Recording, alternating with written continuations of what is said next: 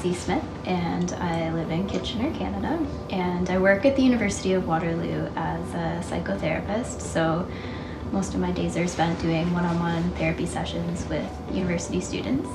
And then in my free time, I'm usually running around the world on trails or mountains, doing ultra marathons. So marathon is 42.2 kilometers, and ultra marathons are races that are distances longer than that. For myself, I do about 50 to 100 kilometer races. I've raced in places like Iceland and Europe. I became a runner about probably 5.5 years ago. I ruptured my Achilles tendon, and I think in losing my ability to walk, I all of a sudden, like for the first time in my life, had this like huge urge to run. When I recovered, I'd set a goal to run a half marathon. So in 2014, I ran my first ultra marathon.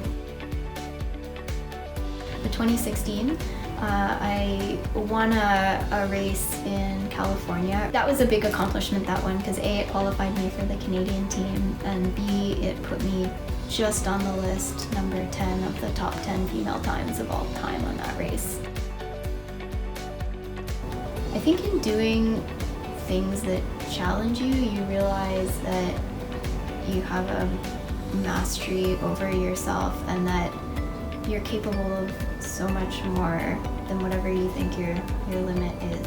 Crossing the finish line at a race or race award, like that's all great, but I think those deeper things around managing mental health, feeling a sense of freedom, like those are definitely the driving force for me. I don't have to prove that I'm the fastest or prove that I'm the best or prove that I can do it. I'm there because I want to. So a lot of the work that I do tries to help people understand the power of their thoughts, their thinkings, the power of taking action and doing even small things in the present moment. And I think people have this idea that, you know, you have to have like really big problems or a mental health diagnosis in order to go to therapy. So, you know, if you think your issues are important enough to warrant going to talk to someone about, like that's the main criteria. No one leaps to the finish line of a marathon. Like everybody starts with one step. You know, an analogy I often use with students is if you showed up on the first day of university and someone just handed you every project and assignment that you had to do before you graduate, like no one would get a university degree, you would run away. You break it down into moments, and then moments are manageable. 80 kilometers, 100 kilometers feels unmanageable, but moments are manageable.